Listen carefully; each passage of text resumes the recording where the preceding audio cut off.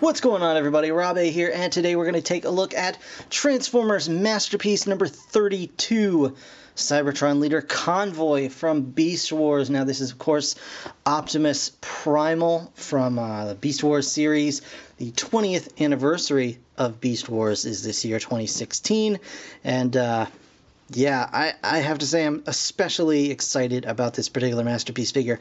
Not only because it is such a gorgeous-looking representation of Optimus Primal from the Beast Wars series, but because Beast Wars was the series that kind of got me back into collecting Transformers after having kind of gone into what they call the Dark Ages for a collector, where I was a little bit, too cool for school and just lost interest in collecting. But this is the series that kind of brought me back into the fold. So it has a very, has a special meaning for me here. So really excited. Obviously, Optimus Primal here. You can see the really, really beautiful figure on the front here with the classic Beast Wars like lizard eye in the back. You get a nice image on the side. All this other stuff, the gorilla mode, and on the back here you can see a whole lot of text and images, and you can see the beast mode here, the gorilla in both kind of hunched over knuckle dragon mode, chest pounding mode, some images from the show, and just some accessories that it comes with as well. You can see the face has different faces for both the beast and robot modes.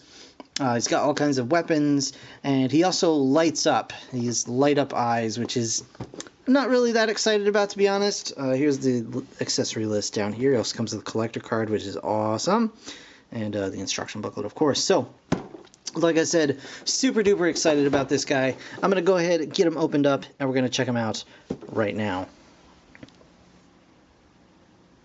Okay, guys, here we have Masterpiece Optimus Primal, and man, this is a solid figure. So first up here is obviously his gorilla mode, and probably the biggest issues I have with this figure overall are here in the arms. And I know a lot of people already take umbrage with this figure based on the fact that its arms, they do have a weird cut in the elbow here. I'll move it this way so you guys can kind of see. So the cut kind of goes like this, and it's very much the same with the original Primal I have to show you guys. It's very much the same as the original, but I totally do agree that they could have done something to rectify this particular hinge looking the way that it does. But honestly, it's not in any way a deal breaker. Also, the shoulder flaps do not sit completely over the white on the arms, so you can't really, there's no way to connect them completely to get that fully covered, so you're just kind of stuck with it. But those are minor nitpicks, because everything else about this figure is absolutely spot on. Even the backs of the legs and the feet, these little bits that are white and do kind of do stand out in the backs of the feet are, of course, the robot feet, so there is a little bit of junk hanging off here. When you're just, have him standing, as a gorilla, or, on his knuckles or whatever, you really don't notice it, as you can see. And it's a gorgeous representation of his cartoon counterpart, the CG model. Just looks absolutely wonderful. And you can see they even have this little tab here, as far as I can tell, does absolutely nothing. They just have it back here for, I have no idea what that's for. There's nothing in the instructions that I saw. And I think it's just to homage the kind of little action feature gimmick that the original has, to kind of make the gorilla arms move. But I don't know that was necessarily needed, simply because this is more of a homage to the cartoon character, but it's okay. Not a big deal. So like I said, we do have the original here. I'll be able to compare the two together in just a moment. But again, I just want to show you guys a little bit up close of the, in the back is probably the best place to do it.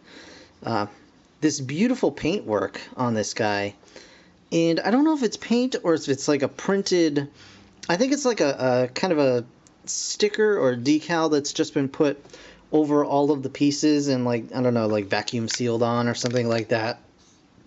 But it's really, really just gorgeous and really does a great job of getting that kind of hair effect without actually having hair. So that's just a really, really cool feature. So speaking of features, this guy does have some. Let's go over articulation in this mode just very quickly.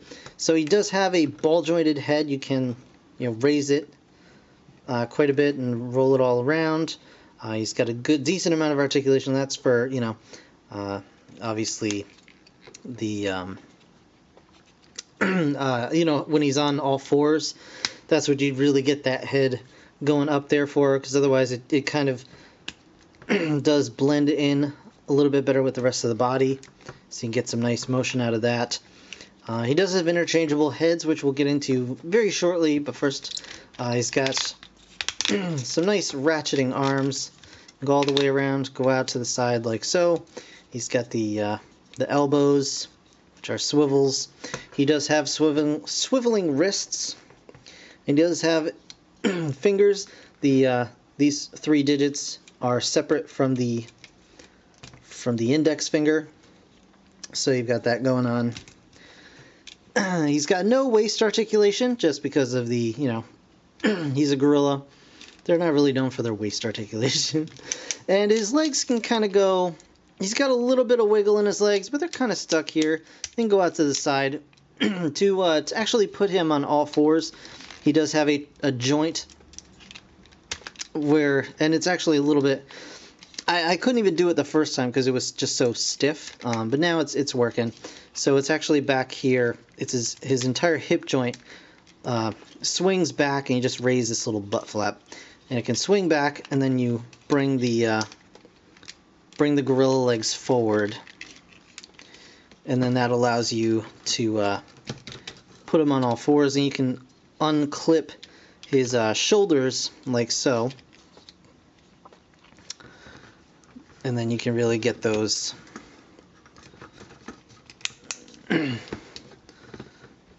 those knuckles to the ground, and then raise his head, and you've got your gorilla on all fours situation all worked out.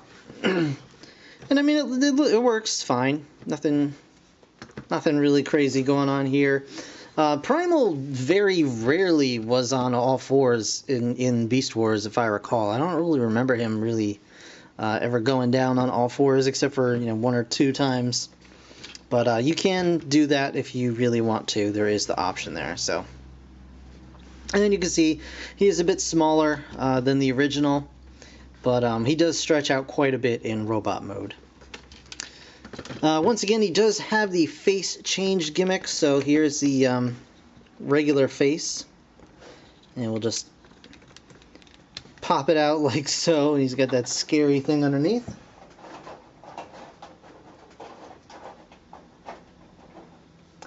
And he's got an angry face here.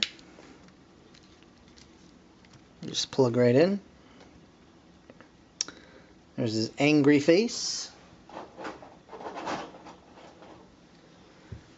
And he's also got a smiling face that you can just plug right in. And they all work just fine. This one's not quite as nicely blended as the others, but it still gets the job across. But I do kind of like his static face.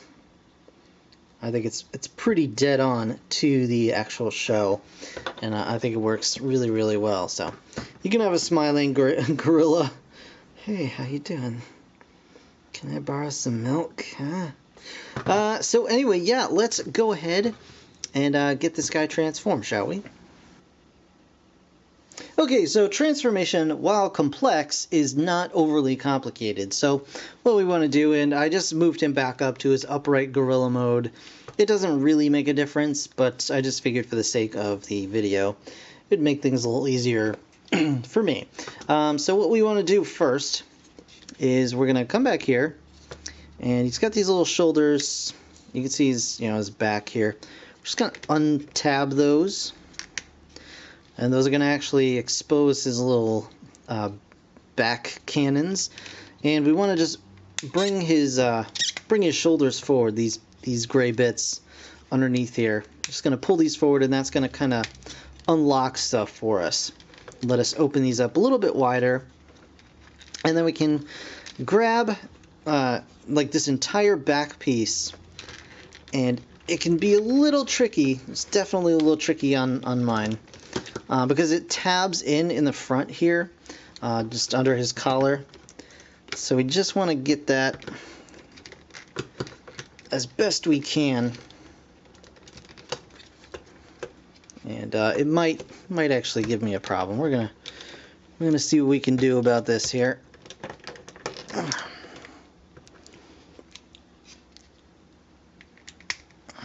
Yeah, there we go. Sometimes it helps just to get your finger in there. And there we are. That's got it. So we're going to bring this back and kind of get it all out of the way for right now. Next thing we want to do is going to come around here to his front end. Make sure the gorilla head is properly seated like so. We're just going to come in here. We're going to grab his chest. And again, the biggest thing is that all this stuff kind of folds together so neatly that it can be hard to like get it all untabbed, you know. It'll help to actually take his stomach first, so you can grab his stomach by the sides here. Just kind of pull that out, and then you can grab his robot chest and swing this out to the front, allowing his robot head to kind of swing around through. So we're going to do now, we're going to swing the gorilla head back, and then reveal the robot primal head. And we'll show that off in just a second. So what we want to do now is actually keep the gorilla gut out of the way. We're going to bring this back down to where it was before, but we're actually going to sink it into the chest cavity here. So we're just going to push it in like that, and then this piece is going to come up, and you'll see these two slots here are going to tab right into these tabs here, and so that's going to come up just like that to form the robot chest.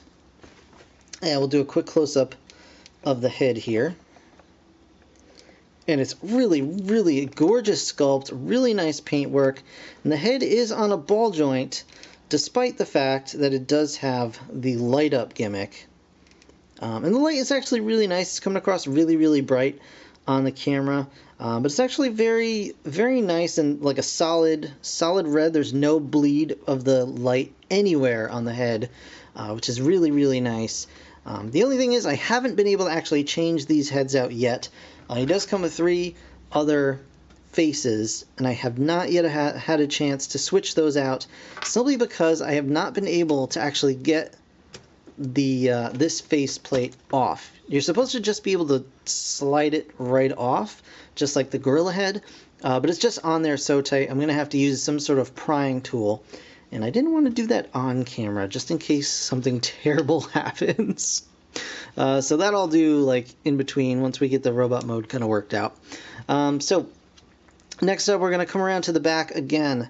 We've got his whole backpack assembly here. We're just going to twist it right around.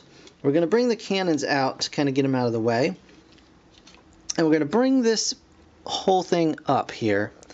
And you can see once again there's these little tabs right here, or the little slots right here, that used to tab in to these, and now they're going to tab into these tabs back here. So we're just going to go ahead and tab those in, just like so. There we go. Just like that, and now you can put the put those down. You can actually swing this piece,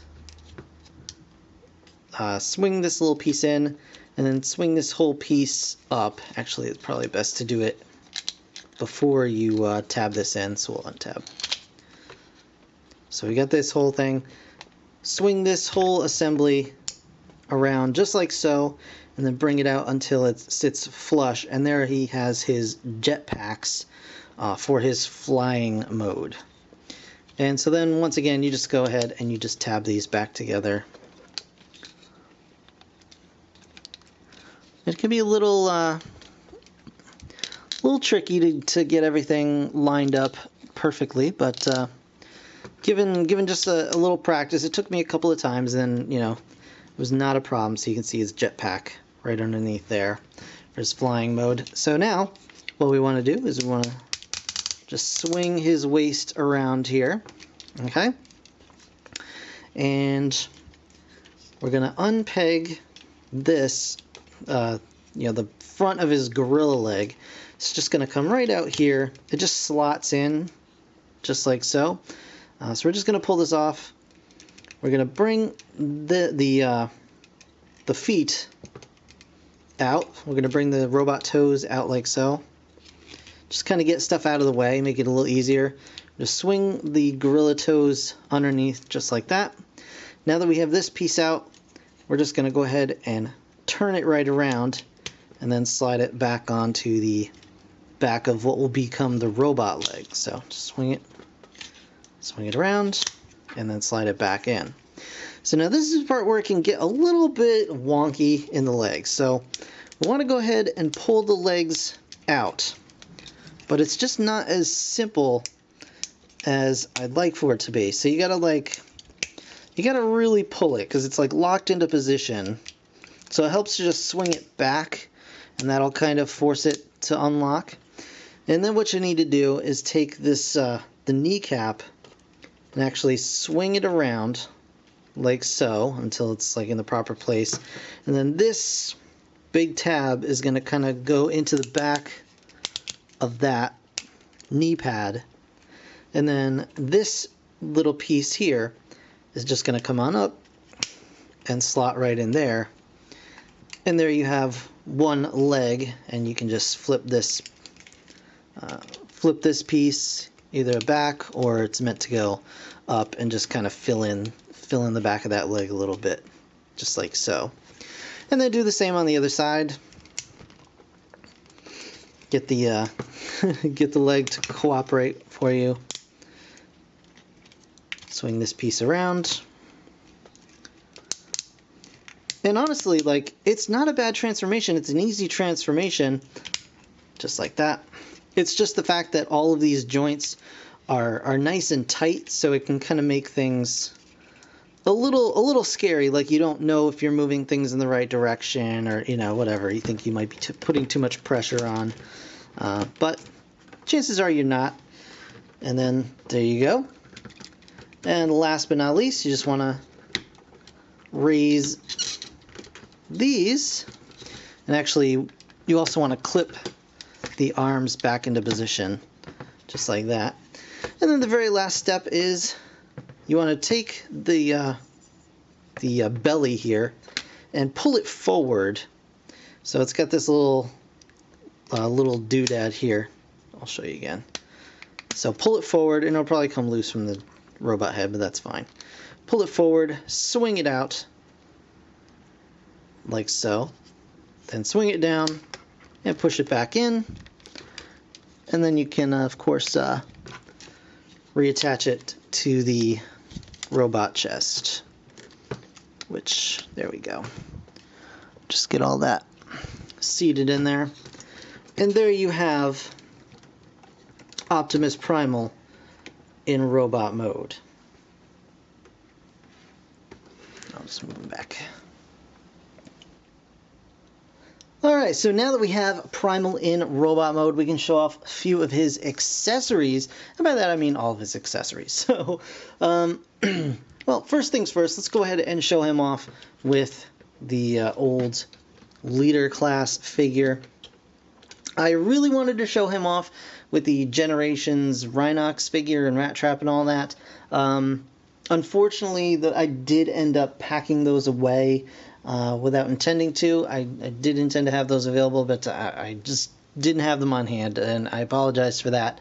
They're not quite the right size. Rhinox should be quite a bit taller than Primal, but he's actually going to be shorter. This guy is right around Voyager size, right around Ironhide, Masterpiece Ironhide size, I would say. Obviously, he's shorter than the leader class figure here, so. And obviously Rat Trap is way too big, but that said, let's check out his accessories. I did tell you guys about the face change gimmick, so he's got this faceplate. He also comes with a kind of an angry face, like yelling sort of face. Mine has a little bit of smudge on the mouth, which is unfortunate, but it's alright. I don't think I'll ever actually use this face. It's of course got the masked faceplate, which is the only one I'll probably switch it out with, but I actually do really like the default face that he comes with. So there's this one, and then there's kind of a smirking, sort of a weird, I don't even know what expression this would be. This is a, you know what this is? This is a shut up Rat Trap face. That's what this guy is right here. It's a end of the episode joke reaction face. That's what that is. And to change those out, all you got to do is just come on up here and pull that right out. And then take the new face. Actually, you can see, he's totally like, he's a Vehicon under there. And then you just slide the new face right in. And there you go. And there you have it. New face, which actually looks really cool. So you got that going on. He does have a flight stand port right there under his crotch. And he's got all the articulation. So obviously he's got the ratcheting arms, then go out to the sides like so. He's got the swing. He's got the wrist swivel, of course. We've gone over that. His head is on a ball joint, even with the light up feature, which is awesome. He does have ratcheting waist articulation. He's got a somewhat limited front-wise ball jointed hip, which is ratcheted and somewhat limited again out to the side, but not that big a deal. He does have some knees going on there. Looks a little bit funky, just with the way the knee pad kind of looks when he's got his leg folded, but again, not a big deal. He does have the foot motion with that piston in there. He does have a foot rocker as well. So really nicely articulated. He's got some weapons as well, which we'll go over with you right now. So he of course has his shoulder cannons. We've all seen those in the show, right? Shoulder cannons. He can of course fly around and fire those. He's got his swords as well. So here's what the swords look like, and they have a slot, one on either side. Well, one they are keyed to one side only on each sword, so you can plug those in and have him store those on his back. Unfortunately, there's no way to store these swords in beast mode, which is kind of a bummer, but it's alright. It's not the end of the world. So you take the other sword and just pop it in his hand. It has the little tab like on all Masterpiece accessories, basically. So you just get that tabbed in there, then close his hand around it, and he's got his swords. So he's ready for the guerrilla warfare episode. Am I right, everybody? And then of course he's got his arm cannons, his wrist cannons, which you access by, it's a little hard to see, but there's a little slot right there. What you do is you just get your fingernail or whatever in there, and just push that up just enough that it pops this up just a little bit. And then you pull the whole assembly up, you swing the cover back, and you just slide out the barrels. And he's got his wrist cannons, and he's got those on either side. This one has a little slot here, and I'm not gonna lie, I'm not entirely certain of exactly what that is for. Maybe accessories somewhere down the line, maybe just something I'm missing, but he does have that. And you just slide it up like so, slide it back, and pull it out.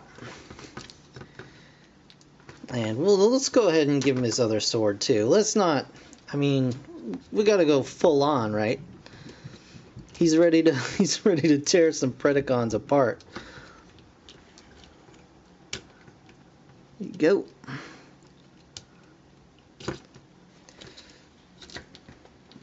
All right.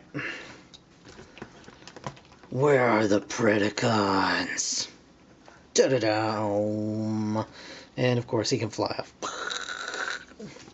So yeah, that is Masterpiece Optimus Primal from Beast Wars, our first Masterpiece Beast Wars figure.